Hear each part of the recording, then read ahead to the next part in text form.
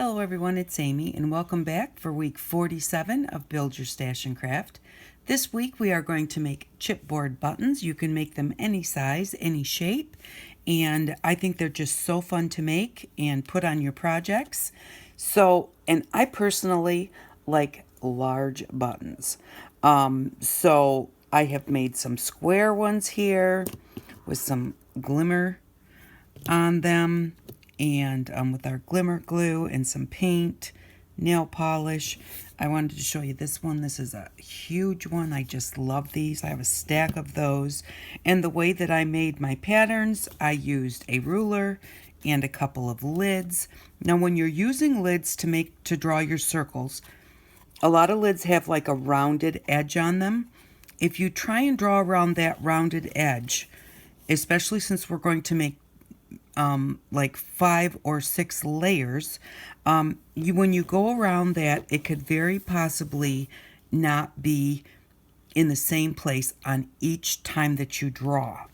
It's hard for me to explain, but so here I've drawn multiples of my sizes, and if I had put this on with the rounded side down, when I went to draw around that circle, I might have went kind of straight here and then in under that curve a little bit as I'm going around, and then kind of back up straight again, and so the circle would not be a great circle, and each one of them would not be the same. So you want to make sure that you use the side that is just straight down and put that on your cardboard. So no matter which way you're holding your pen, it can't go underneath that little bit of roundness and make your circle a little lopsided or a little different shape than your next circle.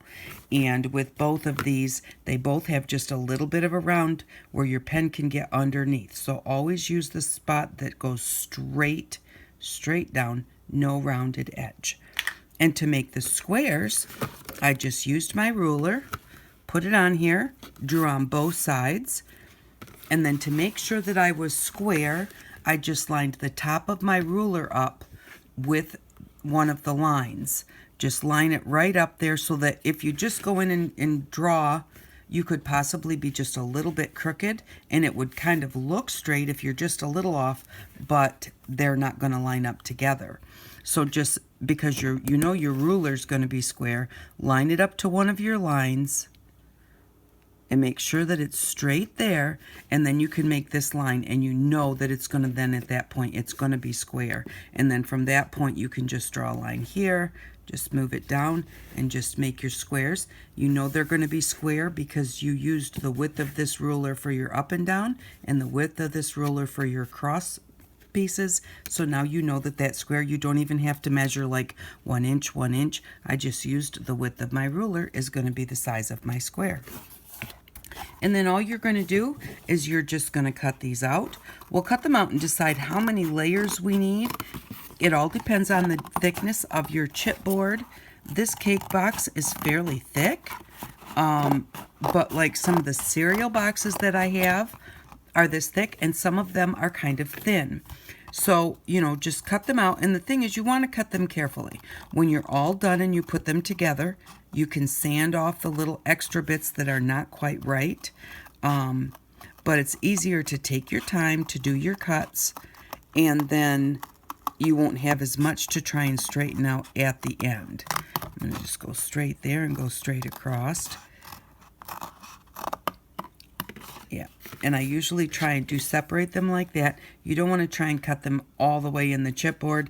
The chipboard gets in your way, and sometimes it bends the chipboard, and because you have all of your other patterns on there, you don't want to bend those circles. So just remove it from the chipboard and cut it like that. I'm not going to make you sit here and watch me cut all of these out, but I did want to just remind you to just try and stay on the line and just be as careful as you can, so that you have less cleanup later. What you're also going to do before you put your lids away and your ruler, you're going to go on a piece of paper. I always do 2 just in case I mess one up, but you're going to go on a piece of paper again with exactly that same flat side. Make 2 circles of each size, 2 squares of each size, and we'll need those later, but I do that before I put my lids away so I don't forget which lids I use to make my circles, especially if I get delayed and I come back later. So I'm going to cut all of these out and I'll be back.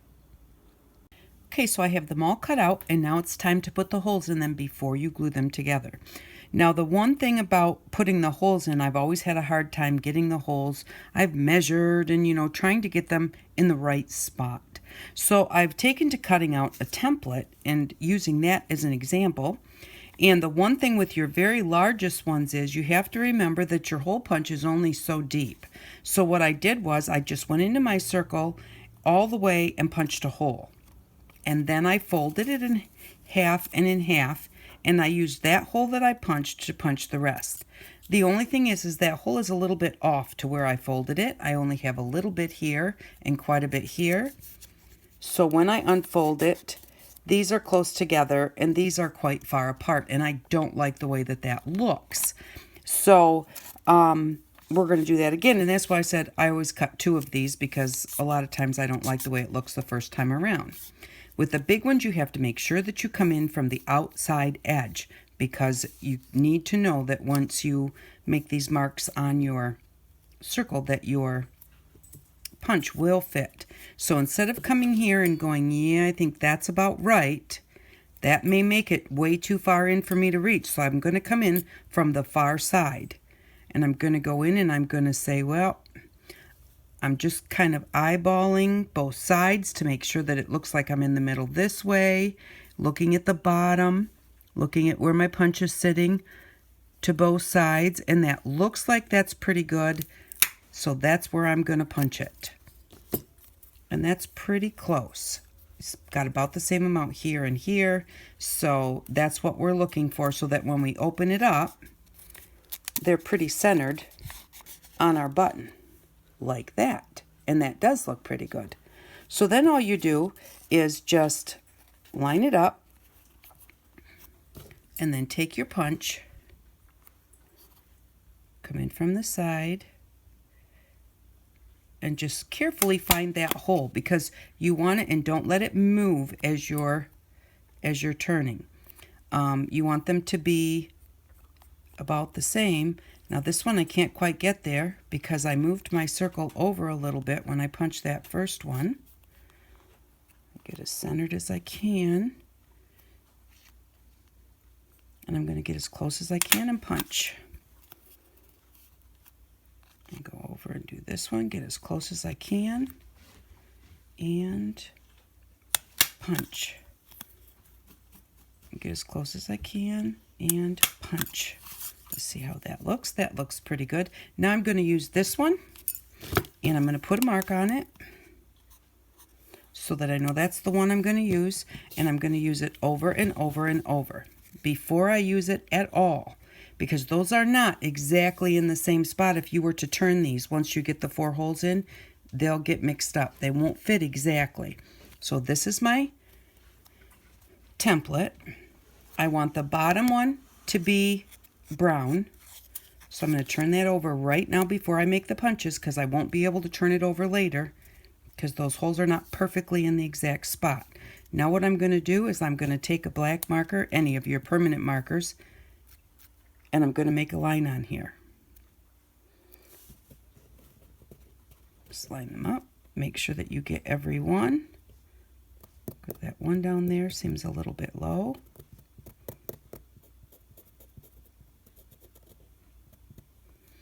This one right here is high. So I need to move it out of my way so that I can get my mark on all of them, because they need to have that mark in the same place so that after I punch the hole, I can line them up with those black marks and my holes will all be in the same spot. I've got one that's a little high and one that's a little low.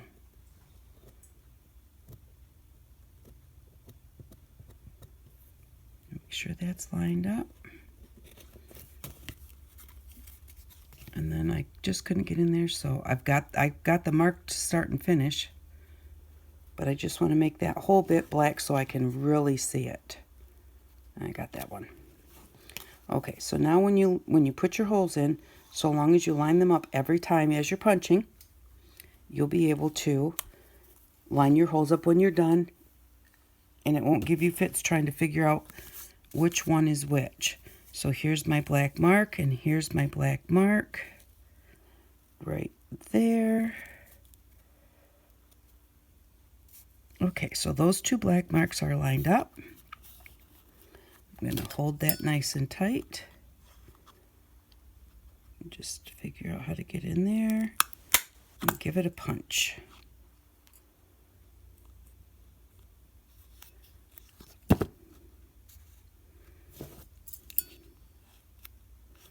Oops, I moved it. Don't move it.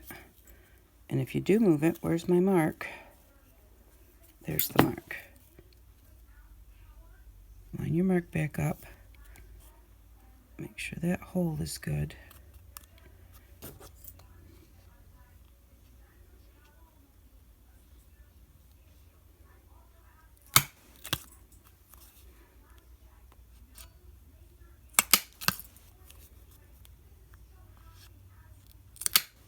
And there we go. There's one down. And again, don't forget to find your mark. There it is.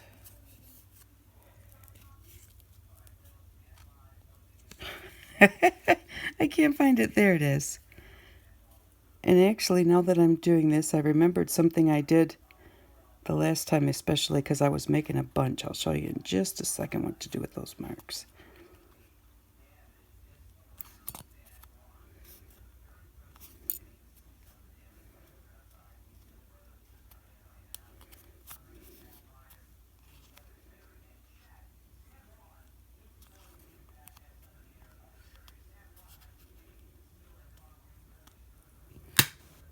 And that one just didn't line up super well.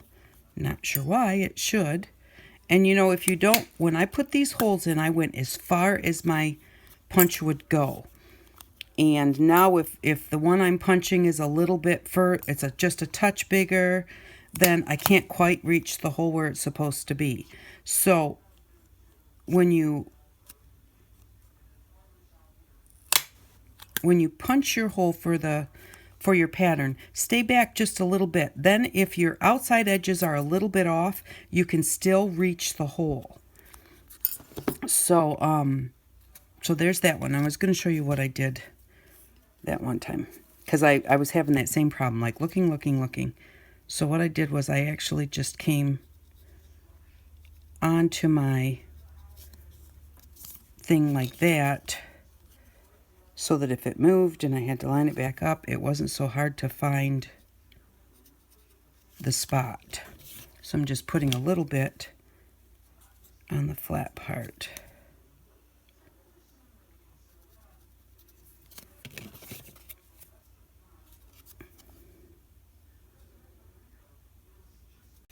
Okay, sorry about the abrupt change. My camera flipped, and so it wasn't recording anything but my lamp. So, but what I was talking about was when I punched the holes in my circle, when I folded it, and then I said, make sure that you come in from the outside edge so that you know you'll be able to reach.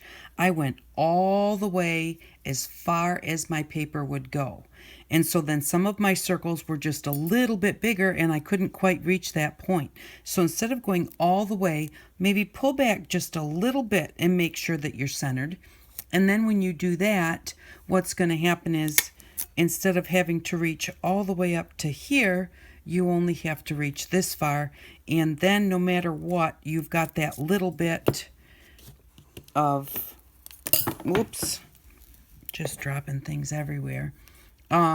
Your circle's only going to come this far. So you've got from here up to there that your circles could be a little bit different and you're not going to hit the edge and not be able to reach all the way up there. So just don't go quite so far, not quite all the way in, just about all the way in.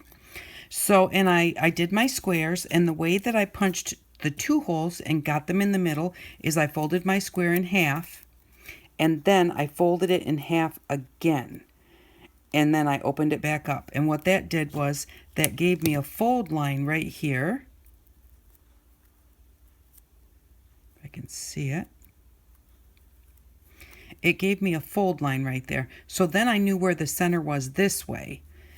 And then I'm already folded in half, so I know I'll be this. And then I just went in and I just kind of centered that line up with my punch and just punched. And that's how I got my hole in the middle. So, and again, along with these ones, I put marks on them.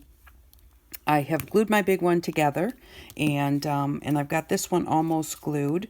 So I did want to show you how I spread the glue, because you don't want to have tons of glue squishing out and filling up your holes and coming out the edges.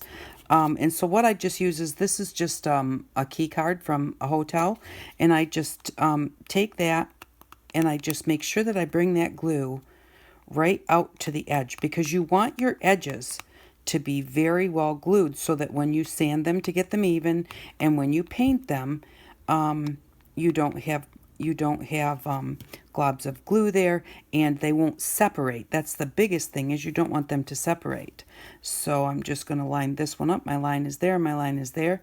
Because it's a square, it's going to line up, but I want to know which way, because let's see how exact center I got this. Okay, this is going to line up like that, but if I were to put it on the opposite way, it doesn't quite line up. See, there's a little bit of a extra hole or extra piece underneath there, and that would stay that way.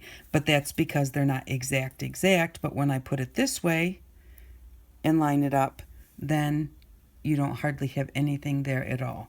And they won't be absolutely perfect, but after you get them glued, let me glue this last one on really quick. And again, don't forget to flatten it out so that you don't have, like, see that big squishy in my circle? I definitely don't want that to dry inside there. And I definitely want to make sure that my edges stick together really well. So, and after I got a little circle on there. After I get them glued together, then you know the drill. You put them under a nice heavy book. There's my line and there's my line, so those are lined up. And after you get them all glued together, give them a good squish, and they kind of move when you do that. So, but that you just want to make really good contact. Even though you're going to stick it under a book, you want them to have really good contact before you do that. And then what I do is I just take something. This is a paintbrush that will fit in here. I want it to be just kind of like where it will go to that size. Just kind of give it a roundabout, get some of that glue out of there, and really line those up well, because you don't want to worry about those at the end. You can always sand your edges a little bit, but you really can't do much. I suppose you could try and sand inside that hole, but that would be not so great. But so see, they're all lined up great. And now we'll put that underneath of a book and let that sit till it dries. And on these circles, I want to do these as a 2-hole circle, so I'm going to do it just the same way. Just going to fold it in half the same way that I did the square. Fold it in half, and then fold it in half again to get that center line. Okay, so now I know exactly where the center of my circle is. Going up and down, it's right here. And then remember that when you put this on here, however far in you go on your line, remember that that amount of space is going to double between your holes. So it just depends. I want to go in so that I got maybe not quite a quarter, but a little more than 1/8 of an inch there. Let's open it up and see. Yes, I like how close those are. So, you know, and if, again, I've got 2 of them, so if I didn't like it, I could just go ahead and make another one. So then I'm just going to put this one on here and do my punches. Now, this circle is not as big as the other one, so with this one, I won't have a problem getting my punch in there to punch these, so I didn't have to worry about that. But, and then again, I've already got my marks on my circles, and I'm just going to make sure that I line those up so that after I punch these, got stuck. I know exactly how to line them back up again. So, because now let's look at this one. So they're lined up, they look good, but if I were to just like not have any lines on them, and I came in here and tried to line it up, it might be a little bit off. Now this one, I'm pretty close to center. It's pretty lined up, but still it's off just a little bit. So this way, do it this way, and it lines up so much better. Now, this was the one that I used first, so I need to put a little mark on that. Don't forget to do that so that you always have your pattern. They'll line up so much better. So I'm going to punch those, and I'm going to glue them together and let them sit. I also punched my heart. I had a little corner, and it just reminded me kind of a primitive heart. Because one side was higher than the other. So I just cut it into a heart. Now I only had 3 pieces of chipboard left that would fit. So I only cut 3 like that. I could have went ahead and got another bit of chipboard, but it was like, oh, I was just using up what I had. So I cut 3 hearts, and then this one I just folded it in half and put a punch in it.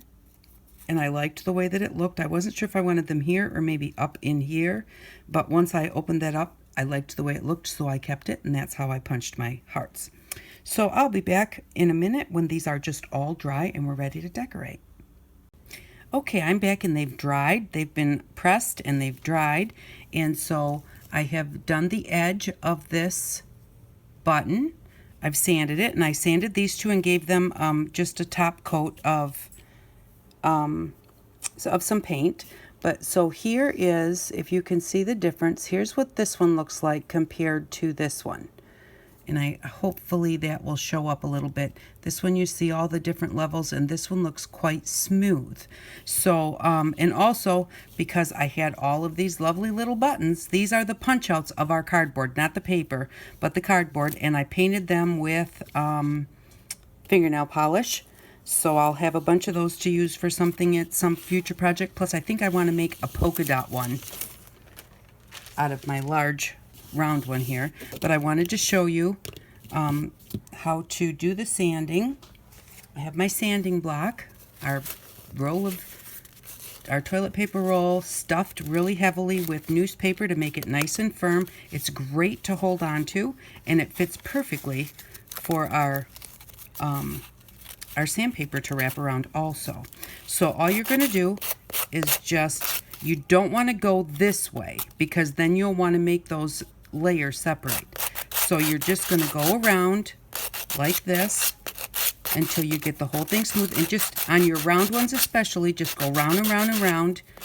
Don't do one spot for too long, because you want to keep your button round, so you don't want to get a big flat spot in it. But you just continue round and around until you get it nice and smooth on the edges. And that will take down the different layers. I'm going to move my sandpaper a little bit so that they're all the same level. It just really makes it look like it's one piece if you do it well. And just take your time with it. And once you get the edges, I'm going to just finish going around like the second time. Once you get the edges nice and smooth, then we're going to smooth off the top edge. And so this is what it looks like. Now it's not perfect. I would actually go around some more, but I'm going to show you how to do the top. Now after you go around the edges, then you get a little ridge on your top like this. So then what you're going to do is you're just going to go at an angle, kind of a downward angle, and just take those edges off. And that will make your top nice and smooth. It kind of just rounds off that edge of the cardboard and makes it look really nice. And then you do that on both sides, because once you get it done, then you can decide which side you want to use and which side's going to be your back.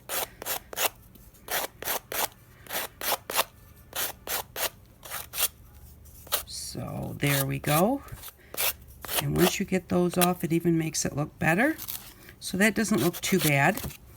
And then you're going to wipe it off really well and get rid of your sanding dust. I'm just going to got another piece of paper under here. We'll just use this one. Alrighty, and then you're just going to do them up like you want to. Now these ones I've already put a coat on, and this one I want to use my glimmer paints. And so I painted that to kind of be a color that that I'm going to use as my glimmer paint as a base, so that I didn't have to put 2 coats of my glimmer paint on there and waste it. Just wipe off my brush here. So I've got the glimmer paint that we made earlier this year. Definitely going to need to stir this up.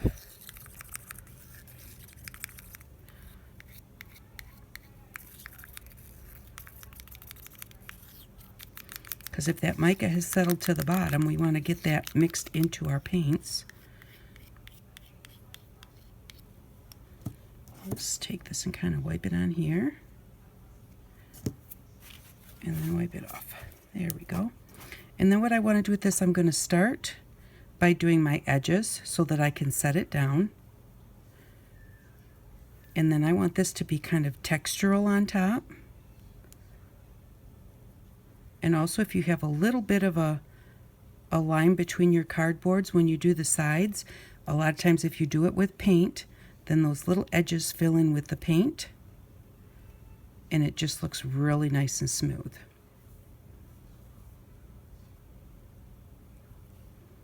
So I'm just going to do that. And I'm not going to do the back side of this with my glimmer paint because it's going to be put on a project or something, so it really doesn't matter. And then I'm just going to take my glimmer paint quite thickly on my brush and just kind of dab it on.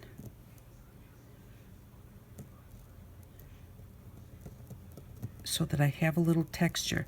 And then as it dries, I'll go back and dab it just a little more, not necessarily with more paint, but just with my brush. Maybe a little bit of paint on my brush if it seems to be like picking the paint off of my button.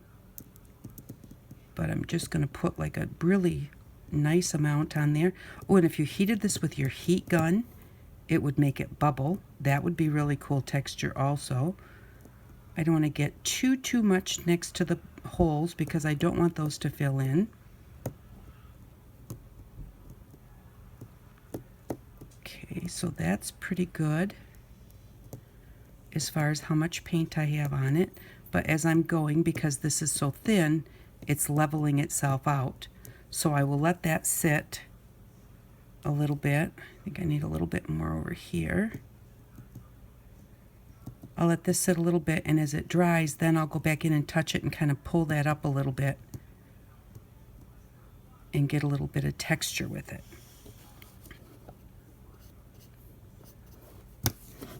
And so I'm really done with that. So that's something that you can do with those. You can put napkin on there. Excuse me, my nose itches. You can put your nail polishes, glitter nail polishes.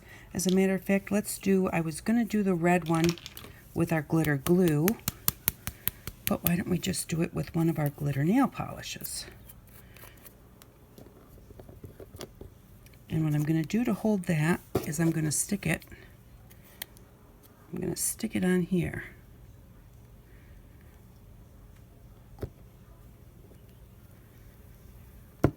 And then just paint this with our glittery nail polish, and that will make it really pretty.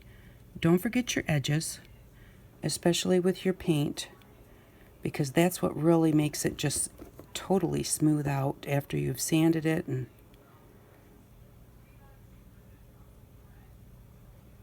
got it nice and smooth. Get down those corners, and when you do a corner like this, you can't use your little sanding block. You have to go in just with your flat sandpaper and just get down in that corner, because you just want it to be nice and smooth. You don't want to see all of those edges on there.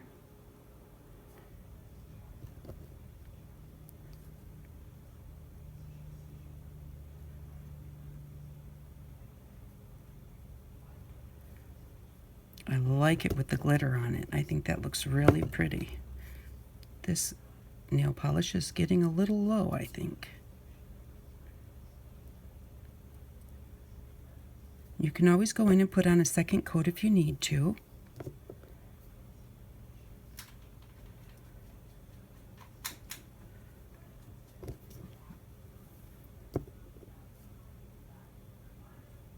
It's getting a little bit thick too.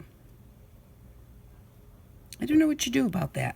I've never really painted my nails.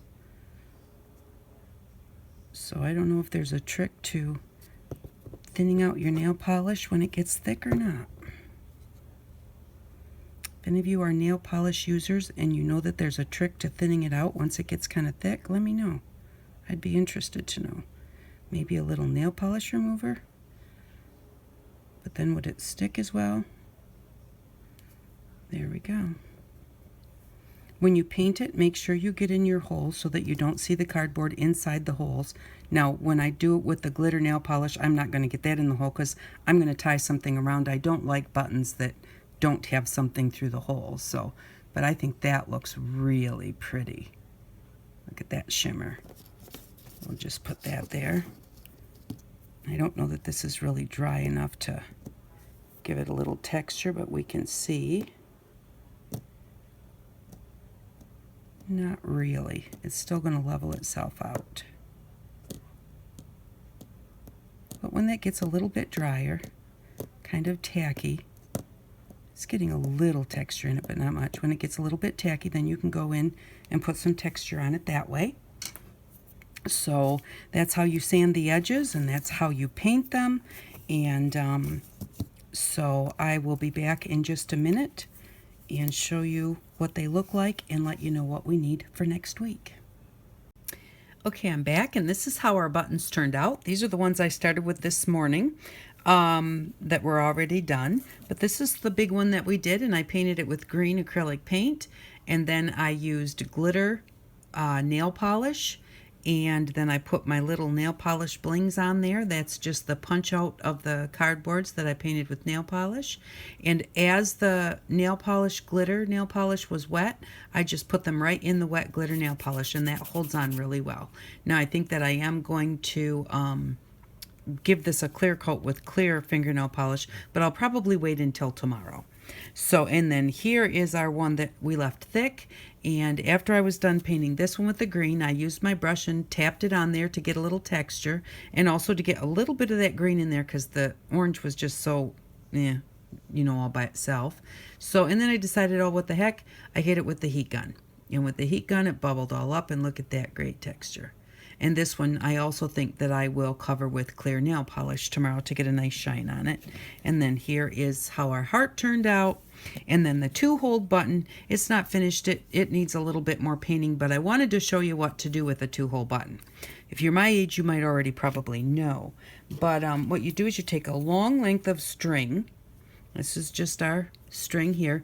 Or you can use anything, string, ribbon, thin ribbon. And you fold it in half and put it through each side. And then tie a knot. You can use yarn or whatever you have. So there we go. You're going to do that. Now you also should tie a ring on each end. I had some milk jug rings, but they broke. So, but tie like a keychain ring on each end to put your fingers through. So, because otherwise your fingers will get pinched. Because I'll show you what we're going to do. Okay, so you're going to have your keychain ring on each end. So you'll put your fingers in there and you'll stretch it out. And then what you're going to do is you're just going to spin it around and just keep spinning it in the same direction. And just keep going until it twists all the way out to where the keychains are. When the twist gets out to where the keychains are, then you pull. Well, I'm going to twist this just like this, just around and around and around. But I'm going to do it right over here where I'm not going to hit the camera. So I'm just actually going round and around and around and around until it gets tight to the end. Because you do have to get it tight to the end. And then you pull your hands out like this. And as you pull out, oh, I just hit it makes it spin. And it makes a cool sound. And it's just really fun to play with. And so you see the colors blend together. But yeah, we used to do this when I was a kid. You'd always go through the button box looking for a 2-hole button. You actually could use a 4-hole button too and just put them kitty corner from each other. But we used to have just hours of fun playing with this. And, you know, you're going to want older kids to play with it so they don't hit each other with it. And like I said, see my finger? Right here where the string cut in. So you definitely want to have a ring on each end before you give it to a child to play with. But I just had to, every time I see a 2-hole button, it just reminds me of that. So I just had to make one and show you how to do that. So, but here we go. This is what they look like. And I hope that you enjoyed making the button. Okay, so what we're going to get with next week's budget, we currently have $18 in a savings, and then $5 for next week gives us $23. We're going to order this now, and we won't use it till week after next. Next week we will need our painty papers, glue, and our homemade beads, and some twine, and that's what we'll need for next week. But what we're going to buy now with next week's allowance and our $18 in our budget is a scoreboard. Now, Walmart did not have a full 12 by 12 size in regular. They have it in metric, so if you like metric, you can order the metric one for $21. This one is a mini scoreboard, and it is, let's see here, the specifications are 9 inches by 7.5 inches, and it has 1/9 inch grooves at each end, and that's so that you can make box tops that are just a little bit bigger than your box. So this is, we're going to use our whole $23. So if you want to go to Michael's and get one, or Joann's or Hobby Lobby, if you have one of those stores near you, you can go there and get one with your 40% off coupon. If you can find somewhere else online to get a 12 by 12. I don't mind getting this smaller one. If I'm doing a larger piece of paper, you can always turn your paper over and finish your score, and it doesn't take up as much room as a 12 by 12. So I'm going to get this one for $16.65, or let's say $17. That will leave me $6 to purchase whatever I want to put in my stash. So we are going to use our whole $18 bank and our $5 for next week to go ahead and purchase a scoreboard, and then anything else that we want to put in our stash up to $23. So that's what we're going to do with next week's budget, and we will be using it week after next. That way that gives us plenty of time to get it and for it to come in. So I'm going to just come over here and show you our buttons just one more time. I hope that you enjoyed today's video. I hope that you have fun making some yourself, and I really do appreciate all of your support and all of you stopping in. Thank you very much, and I hope that you all have an outstanding day. Bye-bye.